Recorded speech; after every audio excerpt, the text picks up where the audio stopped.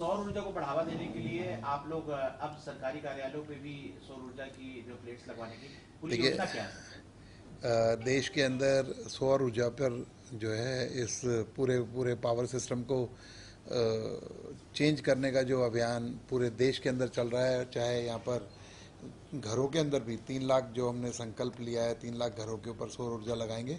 उसी तरीके से यूएलबी डिपार्टमेंट और रेवेन्यू डिपार्टमेंट के जितने भी ऑफिसेज हैं उन पर डिस्ट्रिक्ट्स के अंदर सभी पर सौर ऊर्जा संयंत्र लगाकर इसको रिन्यूएबल एनर्जी में परिवर्तित करने का काम जल्द शुरू होगा। और जितने भी जो लोग हैं, मैं लोगों से भी आह्वान करूंगा कि सौर ऊर्जा को ज़रूर अपने अपने घरों में, चाहे उनका 10 किलो वाट का कनेक्शन है, 2 किलो, 3 किलो, 4 किलो, 5 किलो, कुछ ना कुछ जितनी भी जगह हो उसे सौर ऊर्जा पर ज़रूर परिवर्तित करें। आपने कलेक्टर रेट थोड़े से क्या बढ़ाए? विपक्ष ने बिल्कुल हंगामा खड़ा कर दिया। विपक्ष ने कहा कि सरकार ने सब कुछ डबल कर दिया, महंगाई की मार फिर जनता पे डाल दी। क्या ऐसा है, विपक्ष का काम है सिर्फ शोर शराबा करना। और ये कोई कलेक्टर रेट बढ़ना कोई नई बात तो नहीं, नियमित तरीके से कलेक्टर रेट बढ़े रहे हैं। और उन्हें बताया जाए कलेक्टर रेट से जो ब्लैक मनी का जो चलन है प्रॉपर्टी के अंदर, उसको रोकथाम करने का काम होता है। और सरकार का मैंडेट है भ्रष्टाचार को भी कम करना।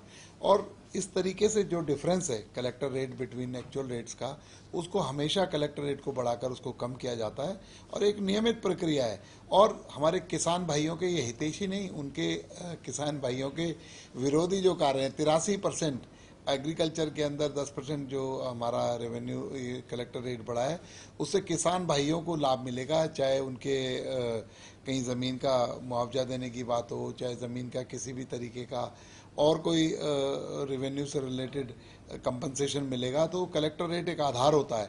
तो कलेक्टर रेट बढ़ेगा तो उन 83% लोगों को फायदा मिलेगा। पता नहीं विपक्ष क्यों किस वजह से बात कर रहा है, लेकिन मुद्दा विहीन है विपक्ष, तो इसलिए कोई ना कोई स्लोगन चाहिए, चलो भाई कलेक्टर रेट को उठा लेते हैं। अदरवाइज कलेक्टर रेट का कुछ ऐसी बात नहीं। एक नई पहल करने जा रहे हैं नारायणगढ़ तहसील से, कुछ ऑनलाइन, क्या है पूरी प्रक्रिया थोड़ा बता सकते हैं? क्या नई योजना है? देखिए, ये ऑनलाइन प्रक्रिया और दूसरा स्मार्ट रजिस्ट्रेशन, इसके लिए सरकार प्रयासरत है। माननीय मुख्यमंत्री जी ने अपने बजट भाषण के अंदर भी बोला था।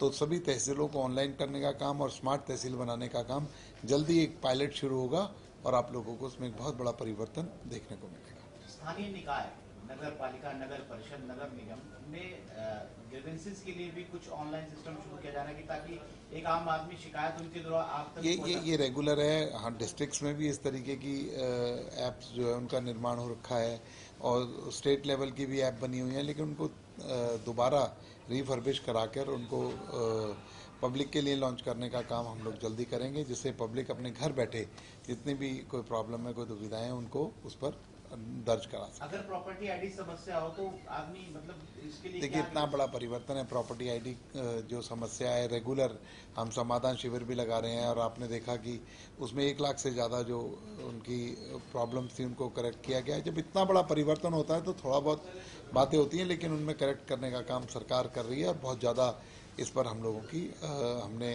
इसे करेक्ट कर दिया है। एक से डॉग बाइट्स के मामले काफ़ी आ रहे हैं और खासतौर पर जो एमसी एरियाज हैं वहाँ पर नियम कुछ हैं लेकिन लागू कोई नहीं हो रहा है।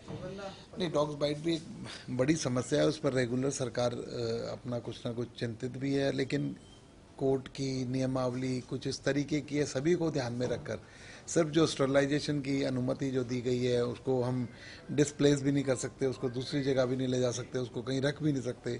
तो इस तरीके के जो नियम कायदे कानून हैं उसके तहत सरकार काम कर रही है और बड़ी तेजी से हरियाणा के अंदर जो डॉग स्टरलाइजेशन का काम चल रहा है। लेकिन जो लोग सर कुत्ता पालते हैं उनके लिए भी कुछ नियम है, उनको भी पालन नहीं, वो सब मैंने कहा ना, जब स्टरलाइजेशन का काम और चल रहा है, जो नियम कायदे कानून के तहत है उन पर रेगुलर काम चल रहा है और उसको उसमें और तेजी लाई जा रही है। शुक्रिया। Thank you.